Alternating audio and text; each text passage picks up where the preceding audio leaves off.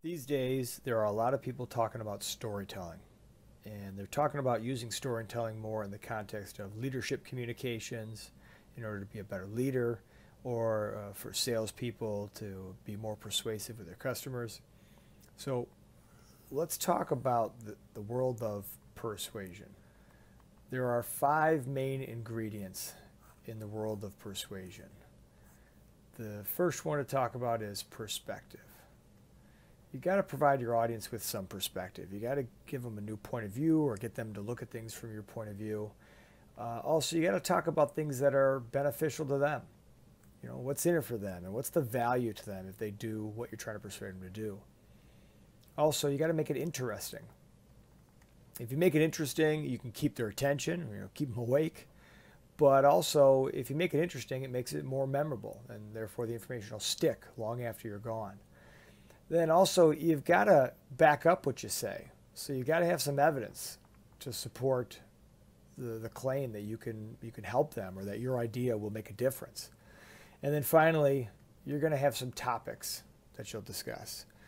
For instance, like you might have features of some tool you're talking about, or maybe there's different aspects of your plan that you want to go into more detail on. Unfortunately, people spend a little bit too much time worrying about this and not enough time worried about the rest of them. But let's get back to the topic of storytelling. So where does storytelling fit into this? Well, storytelling is a method for delivering some of these ingredients. For instance, you might have a story that helps share some perspective with your audience. And maybe if the story is interesting, you can also use it to cover this ingredient. And then sometimes you might have a story that can serve as evidence. Maybe it's a story about a problem, and you're using that to prove that they need to do what you're recommending.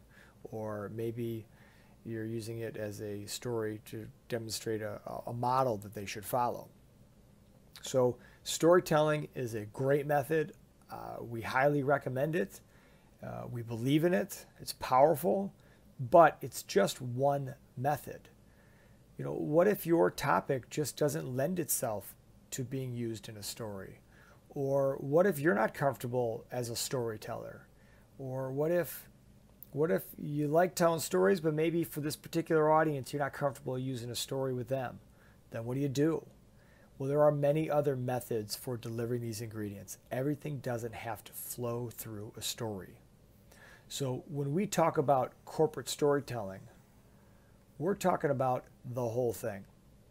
We like to create people that are called corporate storytellers. And corporate storytellers are able to deliver these 5 ingredients, and they know how to mix them in just the right way and in just the right order so that they're more persuasive. And if you're more persuasive, then you don't have to convince your audience to do anything. What happens is you give them the right information in the right way so that they can convince themselves. So that's what we call corporate storytelling.